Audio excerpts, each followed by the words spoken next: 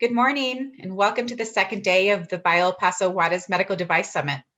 My name is Mylena Walker, and I'm the Vice Chair of the Board for Bio El Paso Juarez. I'm also the Technical Services Director for Cardinal Health in El Paso. I have seen firsthand how policies at the local, state, and federal levels in both the United States and Mexico impact the manufacturing sector. Policy and regulatory issues are always critical to the medical device sector, but have become particularly important since early this year when COVID-19 began affecting our global operations. In very short order, we were forced to re-examine global supply chains, raw material sources, and production lines while navigating federal, state, and local closure requirements and regulatory changes such as the emergency use authorizations. Throughout the last 10 months, Bio El Paso Juarez has been engaged in these conversations at all levels, representing the region's medical device manufacturers and advocating for conditions that will optimize operations and allow for the continued production of PPE and life-saving medical devices. COVID-19 has disrupted so many of our way of doing business, and even as we settle into the new normal, we know there is more change on the horizon.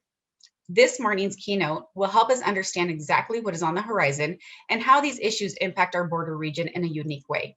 We are very fortunate to have leading experts in regulatory and Latin American policy for medical devices with us today to discuss these issues in more detail. Before I introduce our amazing speakers, please be reminded that we are recording today's session and will make it available on the on-demand content on the event platform. We will have time for Q&A after the presentation, so we hope that you have your questions ready. So without further ado, allow me to introduce our keynote speakers. Stephen Bipes is the Vice President for Global Strategy and Analysis at the Advanced Medical Technology Association, also known as AdvaMed, a trade association that leads the effort to advance medical technology in order to achieve healthier lives and healthier economies around the world. Mr. Bipes is responsible for AdvaMed's work in Latin America, Africa, and with good regulatory practices, international standards, and technical barriers to trade. Previously, Mr. Bipes was Executive Director of the American Chamber of Commerce in Rio de Janeiro and served on its board of directors. Prior to the AmCham, Mr. Bipes served as Senior Advisor based in Brazil to the Albright Stonebridge Group, a global strategic advisory firm. From 2009 to 2011, Mr. Bipes served as Executive Director of the U.S. section of the Brazil-U.S. Business Council in Washington, D.C. In these responsibilities, Mr. Bipes was responsible for developing, promoting, and executing programs and policies related to advancing trade and investment between the two countries. Before joining the Council, Stephen served as Senior Director of International Policy for the American National Standards Institute, with prior experience in the telecom, manufacturing, and software industries, working extensively with the U.S. and foreign government agencies to eliminate regulatory barriers to international trade. Mr. Bipes earned his BS in Electrical Engineering from Purdue University and a certificate in Executive Nonprofit Leadership from the Georgetown University Public Policy Institute. Thank you, Stephen, for being here today. I'm also delighted to welcome Sandra Gonzalez. She's the Executive Secretary for the Inter-American Coalition for Regulatory Convergence. Sandra has held diverse management and directive positions in regulatory affairs, sales, marketing, business development, and R&D for various countries in Latin America and Turkey. Her experience covers from public institutions such as the National Institute of Nutrition in Mexico to global companies such as Baxter, Dannon, and Johnson & Johnson Medical Devices, where she held a regulatory affairs senior manager position for Colombia and Mexico. She also led the Regulatory Affairs Committee at AdvaMed in 2016 and 2017. She acted as chair of AdvaMed's Latin American Regulatory Affairs work since 2017 and is current Executive Secretary, Inter-American Coalition for Regulatory Convergence in Medical Technology Sector, which unifies its 17 largest industry bodies in the Western Hemisphere. Sandra has participated as a faculty member and presenter for several international events organized by the Regulatory Affairs Professional Society, International Society for Pharmacoeconomics and Outcome Research, and COFIPRES. Sandra holds a bachelor's degree in nutrition and food science and a diploma on product brand management, both by Universidad Iberoamericano, and a diploma in enterprise top management by Instituto Panamericano de Alta Dirección de Empresa. So I'm very happy to have you both here today and super excited to hear what you have to say. Thank you both for being here. Stephen, I'll go ahead and turn it over to you. Thank you, Mylena, and good morning, everyone. I want to thank Jackie Butler and Cecilia Varela for the collaboration, the invitation to participate today. and as well as the collaboration we've had over the past year and slogging through the battles along the border in manufacturing medtech. I'm going to just share my screen here with my presentation.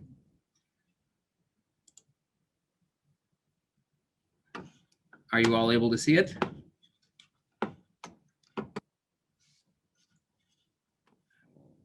Mouse there. Yes, we are good. All right, very good. And again, thanks for the invitation to participate. My responsibilities at AdvaMed include activities in the geographies of the Western Hemisphere outside the US, so Canada down to Argentina, as well as over to the continent of Africa. I'm also the AdvaMed subject matter expert on, lead on good regulatory practices, international standards, and technical barriers to trade in the international context, and we'll talk a bit more about that here today. Truth be told, when it's not COVID-19, I spend a not insignificant amount of my time traveling in Latin America. And essentially, since just before COVID-19 hit, I've been based out of Minneapolis, from which I originally hail. But our office is in DC. I've spent the last 20 years split almost evenly between DC and Brazil, and have focused my career on Latin America, Brazil, trade, and regulatory affairs. So I'm going to present today in the same style that I do at AdvaMed and in most fora, which I classify as an executive lightning round headline style, which I find to be a good multi-purpose, multi-audience format that allows us to cover the landscape, and then we can drill down on specifics during the Q&A. So over the next few minutes, I'm going to talk briefly about MedTech and AdvaMed. I'm going to highlight international barriers that we are working to address. I'm going to talk about our policy priorities in Latin America. I'm going to give you a sampling of the primary tactics and initiatives we have to achieve these objectives. And then I think that will be a good segue to the presentation of my colleague, Sandra Gonzalez, who will speak from the perspective of the LatAm MedTech Regulatory Coalition. So I confess that it is a pleasure to speak to an audience that I consider a home crowd, and that I do not need to explain to you what medical technology is. You already know that advanced life-changing medical technologies range from cardiovascular, orthopedic, and other implants to surgical tools, imaging equipment, and in vitro diagnostic products, and many other products which save and improve the lives of countless patients every day. And of course, we are on the front lines in the fight against COVID-19. For most of my engagements with policymakers in the US and across Latin America, we take the time upfront to explain what our products are and how they are not pharmaceuticals. So many of the trade issues and regulatory barriers that our sector faces globally are a result of governments improperly treating and regulating medtech as a drug. So since you know medtech, it will make sense to you when I say that AdvaMed is the world's largest trade association representing manufacturers of medtech, including medical devices and diagnostics, with over 400 member companies ranging from the largest multinationals to the smallest innovators and companies. In fact, about 75% of our members are small and medium-sized enterprises. We are an advocacy organization, and we have about 80 staff. We have a technology and regulatory affairs team of about 10 that works with the Food and Drug Administration and their Center for Devices and Radiological Health, the CDRH. We have a payment team with about 10 staff that works in tracking all payment and reimbursement issues, including with the Centers for Medicare and Medicaid, CMS. We have a government affairs team that works with the US Congress, and also a state affairs team that works with individual state level governments and advocacy. We have a public affairs and a legal and compliance team. And I work on the global team, which essentially does all of the things around the world that the other departments do. So for example, I have a global team colleague who works with China, another with Japan, another with Europe and Korea, another with India, Russia, and the Middle East, and then there's myself. We work differently around the world. In China, for example, we have a team of 8 staff on the ground. For LatAm, we work principally through our MedTech partner associations, like BioEPJ, Paso-Juarez, and Sandra will talk more about that in her presentation in the regulatory context. But our overarching goal in a nutshell is to work to remove barriers between patients and these life-saving and improving medical technologies. I always try and put our MedTech challenges into language that broader audiences can relate to, particularly in the trade context. So we use 4 numbers in international trade terms to frame our challenges: 5, 10, 20, and 30. Average global tariffs across all product categories is 5%. For MedTech, it's 0% between the US, Mexico, and Canada under the USMCA, and it's 0 between many developed economies, but it's still high in countries such as Brazil and Ecuador, where the average medtech import tariff is still in the 10 to 15% range. But as a global proxy, we can just say 5% for now. However, the tariff equivalence of customs inefficiencies in many countries is 10%, and the tariff equivalence of regulatory non-alignments is 20%, and the tariff equivalence of unethical business practices and unevenly and improperly implemented anti-corruption measures is in the range of 10 to 30%. So together, these barriers constitute an invisible tax of 65% on medtech. These barriers are caused by general challenges that the medtech sector faces, and COVID-19 has only exacerbated them. These general challenges include the broad diversity of products and components, the relatively rapid life cycle, the global supply chain, being regulated improperly as pharmaceuticals, lack of electronic systems for device regulatory review and approval, low levels of awareness and compliance of international trade agreements by medical device regulatory authorities, low levels of implementation of good regulatory practices that can constitute a quality management and control system for the development of technical regulations, and insufficient regulatory authority capacity, qualification, and training. Today, we still face these same challenges and more, and our efforts to combat COVID-19 must address these problems we faced previously as well as the new problems. And I'll take just a moment to review these new challenges. National stockpiles are a mechanism for governments to flatten the curve of demand for medtech, giving time for global production to ramp up to meet epidemiological needs. Our sector has responded to the pandemic by increasing production thousands of % depending on the specific product. However, national stockpiles of critical medtech that are maintained can help alleviate shortages. We would posit that more important and more efficient than maintaining large national stockpiles are pre-established capacities to ramp up medtech production regionally as needed.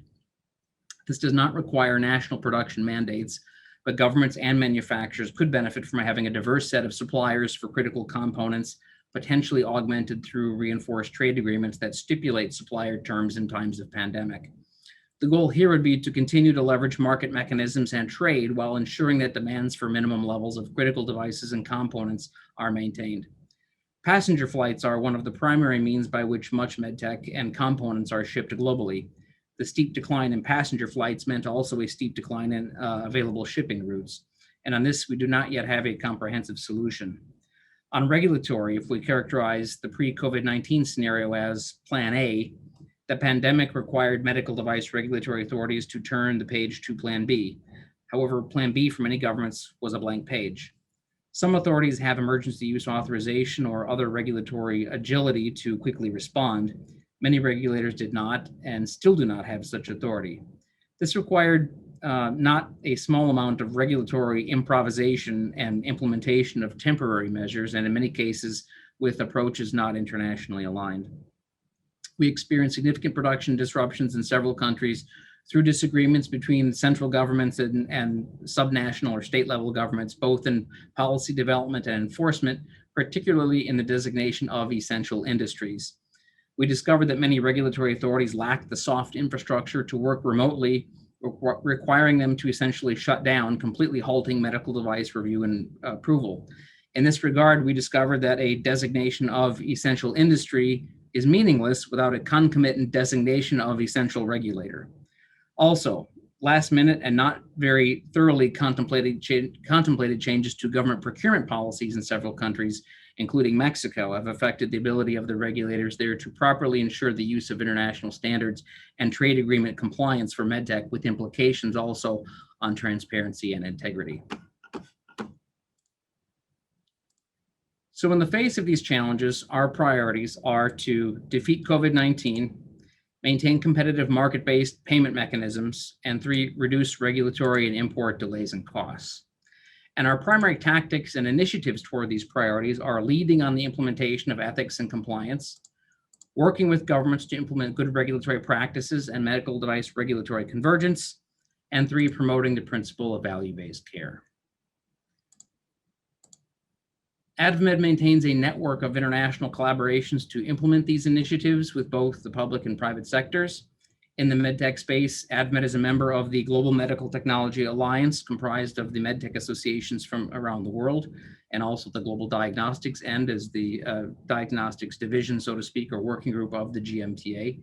AdvaMed was also instrumental in the foundation of two Western Hemispheric MedTech coalitions, the Inter-American Coalition for Regulatory Convergence for the MedTech sector that Sandra leads and will speak to here in a moment, and also the Inter-American Coalition for Business Ethics in the medical technology sector. We have an ongoing engagement with the World Health Organization and their medical devices team, the International Medical Device Regulators Forum, the IMDRF, and the Pan American Health Organization, PAHO. We try hard to maintain leadership within broad-based business coalitions so that on advocacy, we are doing everything we can and that our message is well positioned. So there, within the America's Business Dialogue, we are members as our two coalitions for the Western Hemisphere and their members, the ABD, and the ABD in turn feeds into the Inter-American Development Bank, and they in turn in preparations for the Summit of the Americas, which is the leading of the leaders of the Western Hemisphere every 3 years. That next meeting of the summit will be held in the fourth quarter of 2021 in the United States. The date and city for that will be determined early in the new Biden administration. I would say that's a high-level view of the menu of advocacy priorities and initiatives we have in Latin America. I think this is a good time now to pass it over to Sandra, and then we will be happy to drill down into specifics during the Q&A. So over to you, Sandra. Thank you. Thank you, Stephen. So I will be sharing my screen now. If you just let me know if you can see my screen properly. Okay, perfect. Thank you. Well, I also want to start by thanking the organizers for us to participate in this event.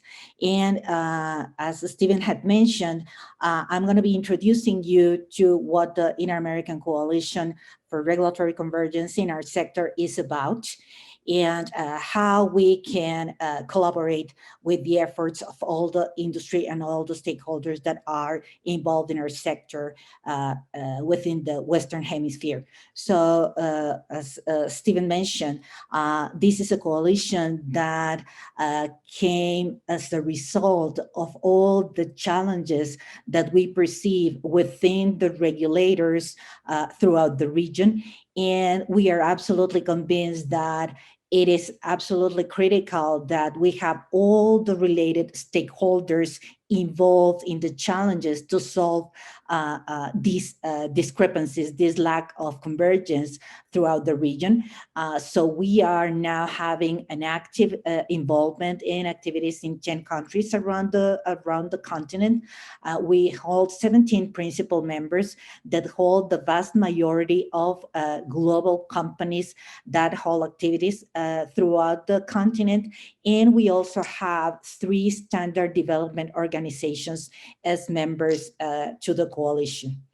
All of the companies that are part of the coalition adhere to the Bogota Principles as our code of ethics. And as our vision, you can see it highlighted here that can be summarized as we want to achieve to have one standard, one test accepted everywhere for our scope, our total scope of the medical technology arena. And the way to achieve that is by having medical regulations, standards, and conformity assessment in regards of its criteria, adhering to relevant international standards for our sector. The mission we have as a coalition is to lead the efforts of all these materially involved stakeholders by promoting activities related to gain this alignment, international alignment, while regulators are either developing or updating regulations, are developing their own standards and conformity assessment requirements in a way that it is continuously done based on international standards that will ultimately provide better access to innovative, effective, life-saving, life-improving technology to patients in the region. And for that purpose, for you to be introduced to, we designed the coalition to be managed through a technical secretariat that I am honored to lead. We hold a Deputy Executive Secretary and Executive Secretary for Brazil, Leticia Seixas. She is based in Brazil. We have our subject matter expert in good regulatory practices, Renata Amaral, that is based in Washington, D.C., and we have institutional, administrative, and strategic support provided by Andrew Blasey and Patricia Wood. And we are also organized in a way that we have an executive committee. These members serve for a 2-year period, and the intention is to have representatives from the different members in order to get our actions aligned and approved to make sure that all of them are properly reflecting the interests of our members. Also, as AdvaMed, as coalition, we are already members of the Global Medical Technology Alliance, the Global Diagnostics Alliance, the Inter-American Development Bank, and the American Business Dialogue, along with, as part of the working group on Health and Economy Task Force that will have a significant role during the Summit of the Americas in 2021, where we are incorporating, and we succeeded to incorporate as coalition through the leadership of AdvaMed, this becoming a working group, formal working group at the ABD. As part of our activities this year, and sorry, I didn't mention, but we just launched the coalition back in March this year. When we developed the coalition, we never thought that one of our key areas of focus was going to be related to COVID-19. So we have adjusted our activities in that regard. And during this time, we have also developed a diverse network of external stakeholders, as we consider that, again, this is only going to be through a team coordinated effort that we're going to be reaching our goals in regards of convergence. And because of this, and because of this extraordinary situation on COVID-19, even though we have started the process last year, this year we made an adjustment on a project that was started a couple of years ago, that is a Standards Alliance that pursues the proper and active utilization of international standards throughout the region towards regulatory convergence. So in this project, along with USAID, ANSI, having AdvaMed as the execution arm, and having the coalition as the operational structure for Latin America, we have started to work in the medical devices regulatory convergence project that will help us to promote and fasten the convergence activities that will help not only continuing to improve the response to COVID-19, but also the recovery after the pandemic. We also have standing biweekly calls with the Latin American office of the US FDA. We have already gotten the approval for a collaborative work with the Pan American Health Organization, and we're in the process of signing a memorandum of understanding with the Instituto de Salud Pública de Chile. So we may have a collaborative work that we consider is going to be critical, as they are just in the process of developing regulation for medical devices. As we consider that information in having access to proper tools is a critical element to develop the capacities that are required for us to speed up the regulatory convergence that we aim, we developed a website that it's available both in English and Spanish. You have the link in here, and we invite you to navigate through it, as it has consolidated elements in different aspects, not only from the very technical ones related to the regulatory activity, but also in regards of good regulatory practices. As Stephen mentioned, if we want to make sure that we will have a sustainable effort towards regulatory convergence, we need to make sure that all the elements that are considered in our plans and in our activities are based on the proper implementation of good regulatory practices. in general terms, the policies in the areas that we are working on are on international standardization, the device regulatory convergence, and as I mentioned before, good regulatory practices. In that regard, as part of the activities that we are developing as a coalition, we are sure that international influence is a key element that not necessarily was that actively developed throughout the region. And we started with an initial exercise in regards of the development of the regulation for medical devices in Chile, where they properly notified the Technical Barriers to Trade Committee at the World Trade Organization that allowed us to develop an aligned set of comments that were submitted through the local nationally inquiry points in Brazil, Canada, Colombia, Mexico, and the United States, and that we are expecting that will have a positive impact in solving critical issues that by not having a clear understanding on the differences between medical devices and pharmaceutical products could negatively impact our sector in case the law is approved the way it is proposed. And in that same area of activities, we're working on developing a position paper for the regulation of good manufacturing practices in Mexico, which is an area that we have also been working together with Bio and the manufacturers that are located in the border in Mexico, because this new proposal might have a tremendous impact on the way the manufacturing facilities under the Maquiladora program have been working for many, many years. So we're working on that in order also to have the international community being involved in having a stronger position to make sure that regulations are proper to the sector and to the activities that are developed at the manufacturing facilities all over the country.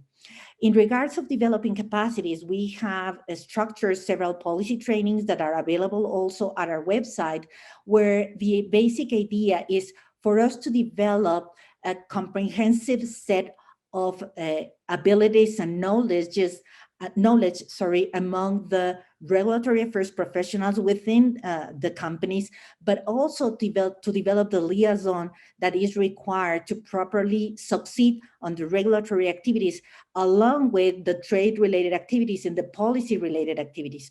So we started with this series of policy trainings and good regulatory practices trainings that, again, they are available in our website and they are accessible to all of our community. And we also develop specific trainings, and we're in the process of deploying it through the region that are specific for the countries, good regulatory practices in the countries, so we can make sure that we're using all the proper elements while we are accompanying the development or the update of regulations that will ensure that all the elements are already included, and that will prevent from the very beginning to develop country-specific standards that will eventually may turn into a barrier to trade. And of course, COVID-19 is something that we have had in the top of our priorities.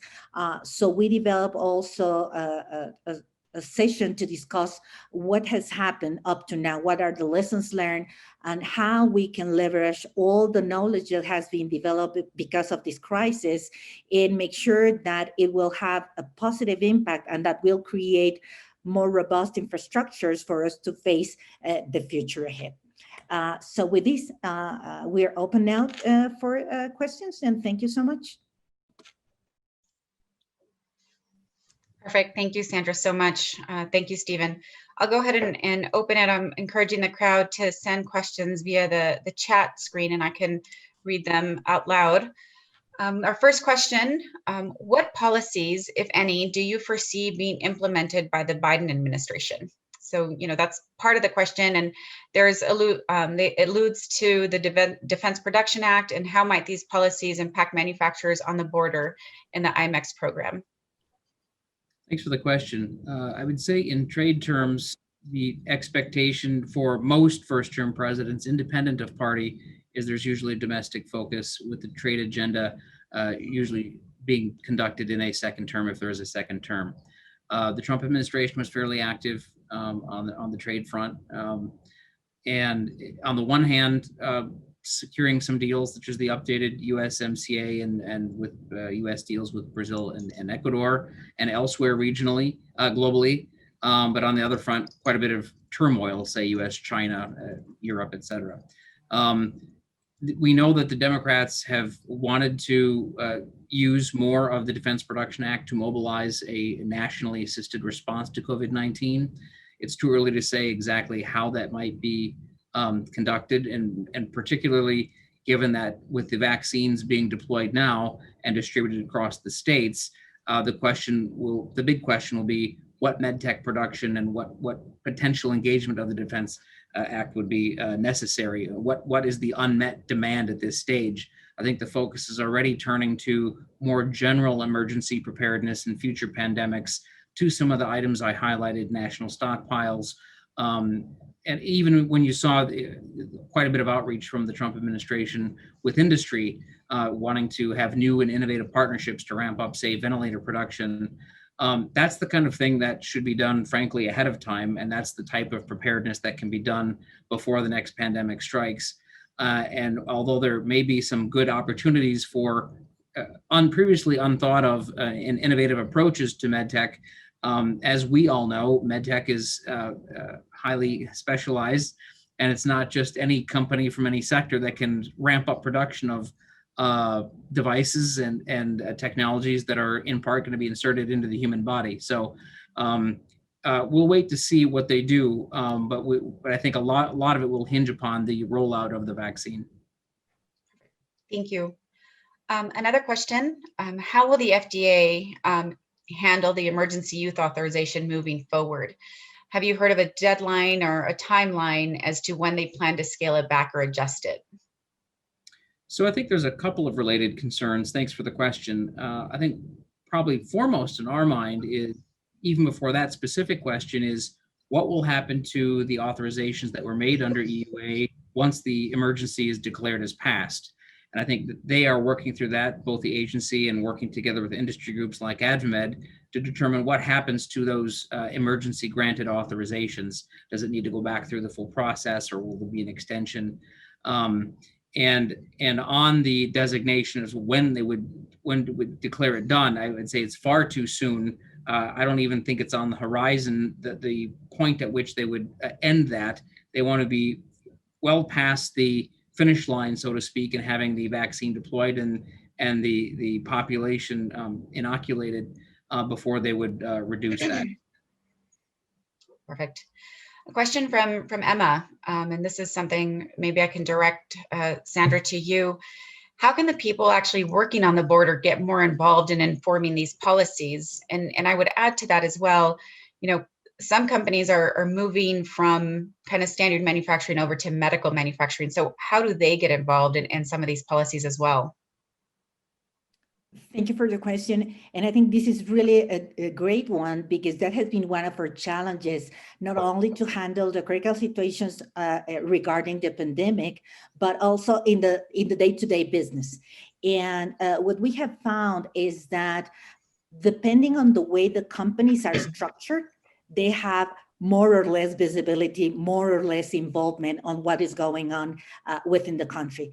And and it is evident that it has not been a critical need for that, because of the way the IMEX program had been structured and how the manufacturing of the operations surveillance had been done in the past, and actually even today, where they are, as they are considered contract manufacturers that provide services for a foreign registration holder, they were not required, and actually they are not required as we speak, to be regulated by the local authority, in this case, COFEPRIS.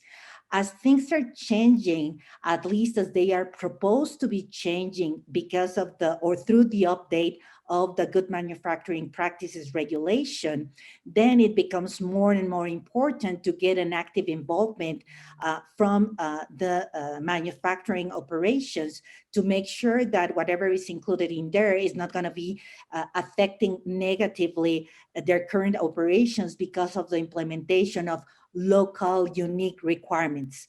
So these are like the technicalities of this matter, but it is really critical for the companies to be much more actively involved with their local representatives, because most of them have local representatives, so they can be involved, actively informed, and actively involved in the working groups that are developed within the country through the different trade associations, in this case, AMID and Canifarma in their medical devices section. Through working with this or as being members of these working groups, they can actively influence all these activities, and they can actively gain information on what is going on. And of course, now with the coalition and with these connections that we have established with you, please feel free to contact us to become aware on what is going on, not only in Mexico, but in the rest of the region. And of course, as we had done a few months ago, we can develop joint strategies and actions in order to overcome situations that may raise as urgent, or also to discuss and find opportunities to prevent disruptions to happen. Hopefully, it's a long answer. Hopefully, I responded to the question. No, I think you did. I think it touched on the fact that there was another question in regards to implications of those policies for manufacturers and what is, I think to your point, it's staying close to the organizations and making sure that they're kind of in tune with what's happening. One more question I have here from Jose Gerardo. The BIOEPJ is currently developing a supplier certification program. Do you have recommendations with regards to regulatory compliance that might be useful to incorporate as part of the developed abilities for these companies? Sandra, do you want to start and then I can jump on? Yeah, just if I understood correctly, so this certification program, and the idea is to make sure that whatever is included in this certification program is gonna be getting to the point where regulatory compliance is achieved, correct? Correct, yes. Okay, in that regard, I think the starting point is to define, okay, what are we intending to comply with? And probably comes back to this challenge that we were discussing earlier. So under the current regulation, as it applies to the manufacturing facilities, regulatory compliance would be only required to be focused on the regulation that is applicable to the registration holders and to the companies, the regulation scheme that the companies that have them contracted for manufacturing operations are obliged to. Under the scheme that is about to come, then it would be required for the companies to comply with both regulatory systems. So it depends on when and how we are addressing this as to properly respond. And of course, for the companies that have this like dual scheme where they do already hold a good manufacturing practices certificate issued by COFEPRIS because they have locally, they do produce medical devices for direct sales into the country, that's a different story, because definitely for that regulatory compliance exercise, they should comply with both regulations. And I would add to that the observation that during the troubles we had back in March, April, and May on the shutdowns, the majority of the issues that came to our attention at AdvaMed of our members was not so much directly with our members, although there were a few, it was more with their suppliers. And I think the majority of those problems were from suppliers that produce both medtech and non-medtech. The medtech companies themselves were fairly clear on what they had to have in place and what they needed to be prepared to demonstrate, and they had a practice and experience in demonstrating the compliance with these measures. This was less the case of the suppliers, and particularly those that produced medtech as well as non-medtech components.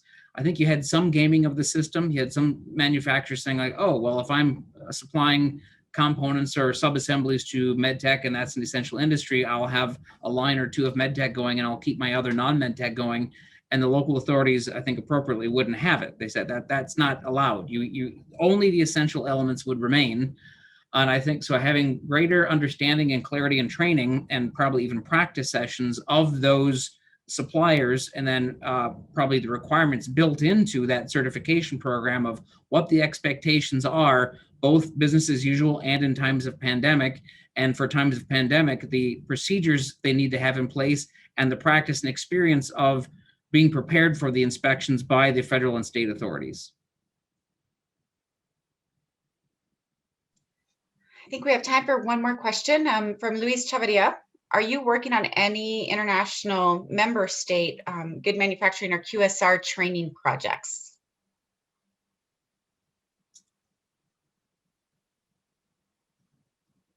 I'm not sure.